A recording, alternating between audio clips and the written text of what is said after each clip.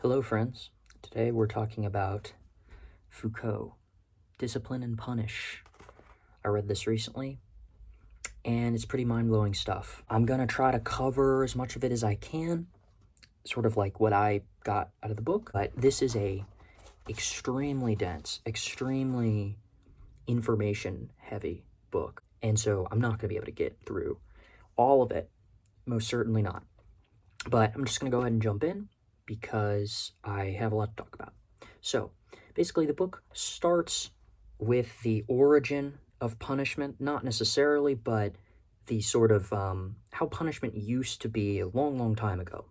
The alien form of punishment that we think is wrong and bad, i.e., torture, public execution, stuff like that. And punishment, you have to understand, is the tool of power. It is how power maintains itself. Yeah, so power used to be very explicit. This is how I understand it. It used to be very explicit and in your face. You are being punished. This is a spectacle. He uses the word spectacle, Foucault does. And as we see over time, things start to change into a different form. What he's really doing is trying to track how did power go from this explicit thing to where it is now, which is the prison, which is a very different sort of thing. And so he traces the history of punishment from then to now.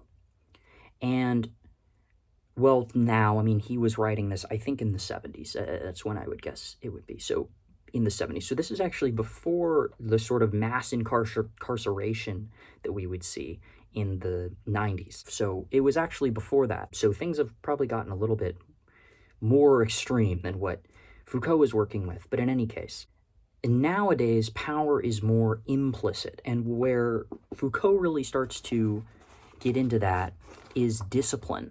Hence one of the discipline and punish. Discipline is how our power maintains itself now, is how punishment is dealt out now. And so I won't go too far into what discipline is necessarily, but one of the key parts about it is that it functions most essentially through surveillance, through making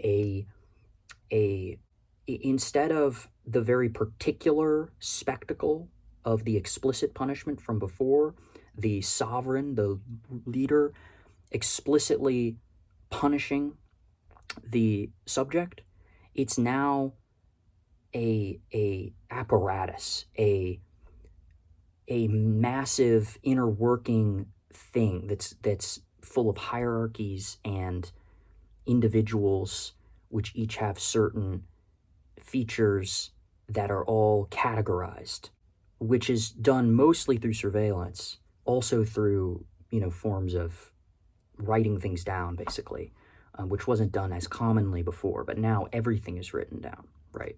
Through that, what power has done is it's solved a problem that was very detrimental to it before.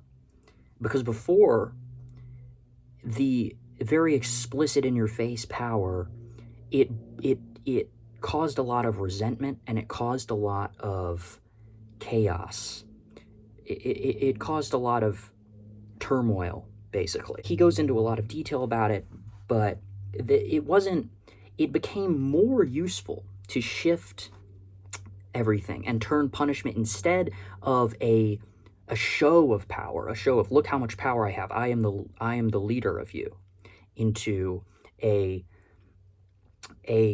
this is for everyone. This is for order and safety. And so now people start to be more okay with it. And it's more in the background. It's not right in your face. It's always there. You're always thinking about it. You know that you can't break the law here or there because you are being watched. But it's not at the forefront of your mind. And so you can go about your day, and you don't have to think about the apparatus of the state. It's invisible. Well, I guess I'll start talking about sort of how we made this transition, because he goes into that a lot. And the two things that really are important are the Enlightenment and the sort of burgeoning of capitalism, industrialization, that sort of thing. And so the Enlightenment is sort of what we were already talking about, where that change from society isn't about just like the leader lording over us, but we are in a society because we want order and safety, right? It's like the social contract, that kind of thing. And so naturally power had to make that move along with just the changing of the times. But also with industrialization, he talks about it and he says, the accumulation of men and the accumulation of capital cannot be separated. It would not have been possible to solve the problem of the accumulation of men without the growth of an apparatus of production capable of both sustaining them and using them. So as capital is growing and industrialization is growing, you require that discipline. You require that body of individuals to be in a strict hierarchy and to be strictly categorized so that they may more efficiently produce. But what starts to happen is Foucault has this concept that he comes back to a lot, where power is tied to knowledge. And we've already sort of explored that through surveillance here, specifically objective knowledge. The individual is individualized and objectified and reduced to objective traits and characteristics, right? And specifically traits and characteristics that are useful to the apparatus of the state, that are useful to the hierarchies that it intends to maintain, right? And this is really what discipline is doing on its most fundamental level, is it's objectifying the individual, which, if you've read any existentialism, if you've read any Nietzsche, which I'll also talk about in a second, the individual is a subjective being. Our alienation, if you also look into Marx, comes through our attempt as subjective beings to suddenly have to define ourselves in these objective terms. It doesn't make sense. It doesn't connect. We are not our job, the things we own, our medical history, our family history, our accomplishments, right? The amount of money we have, our class, that sort of thing. We aren't those things. Those are objective things. That's how we've now sort of come to define ourselves, and that's why we have so much alienation, because really we are subjective beings. We aren't defined by any external thing. We are who we are inside. But the state doesn't operate by that principle. And this Foucault doesn't really go into very much, but it was sort of what I was extracting from the book. It reminded me a lot, I said I'd talk about Nietzsche, so it reminded me a lot of what Nietzsche talks about with punishment. I think it's in the Genealogy of Morals, where he talks about basically punishment for Nietzsche is the mechanism of imposing power, same with Foucault. And this means enforcing what Nietzsche calls slave morality, which is this state of being unfree, of always relating yourself to an external authority. Nietzsche wants us to become the Übermensch. He wants us to become a class of, not a class, but a race of value-creating individuals, people who we create our own values instead of getting them from an external authority. What the state does with putting us in a hierarchy, it says we are the ones who create the values and you follow. And so that is what naturally happens through this disciplinary apparatus. Where we get to at the end, and what I think is the most compelling argument, is that he has this line, I'll just read it out for you. Is it surprising that prisons resemble factories, schools, barracks, hospitals, which all resemble prisons? So what Foucault is really getting at here is that the prison, which is this place where you are always being watched, discipline is always being enforced into you, no matter what you do, right? And you are really only a tool for the greater power that's being imposed over you. And now everything starts to look like a prison. Society is a prison. Prisons are just microcosms of the world we live in on an everyday basis. Of course, we are not technically as formally unfree as a prisoner would be. We have formal freedoms in the society that we live in, but it's those informal freedoms. It's the ability to do anything outside of the disciplinary apparatus that's happening, to do anything outside of the constant surveillance and the constant objectification of your being. You don't have a choice. You have to get a job and make a living, and this isn't just a thing you get to do and then you go get to be a human being. This has to be inextricable from your life, right? So capitalism and the state as well create the conditions of a prison for society. And that's really one of the most powerful things that you get from this book. Society and punishment used to be pretty separable, but now it's this invisible force that is always there, always maintaining its hierarchy, its power over the people, right? So yeah, that's a really kind of short summary of what I have gotten out of the book.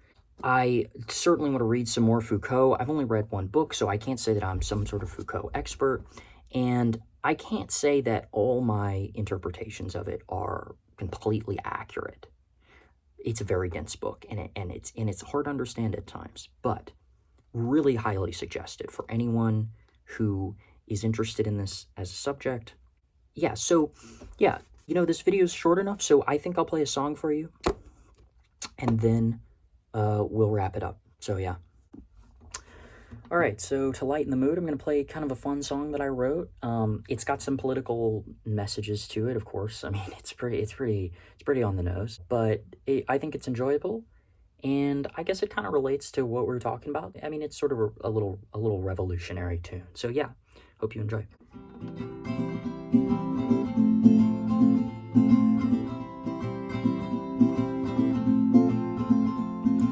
Burn all the prisons, throw away their weapons, storm all the buildings, we'll make them listen. We'll destroy the great big roads, let's laugh while it explodes. Come on down and watch the show, all their money's gonna blow. Oh, we don't need that shit anymore.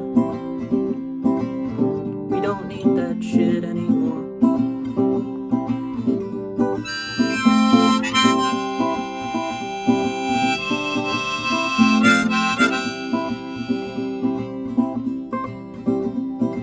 No more paper dollars, no rulers who are toddlers. When we break our iron collars, we'll hear hootin', haze, and hollers. The gray'll turn to green when we blow up the machine, and we'll break all of the screens that have stolen our routines. Oh, we don't need that shit anymore. We don't need that shit anymore.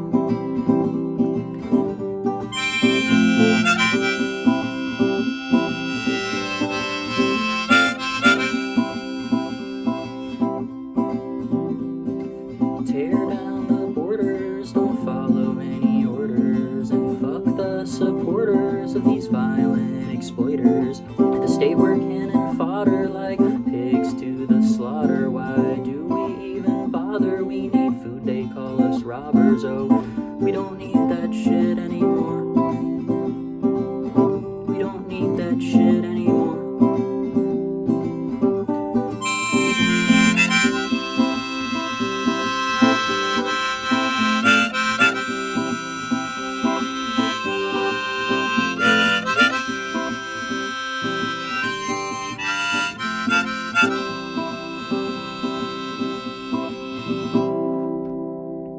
There you go.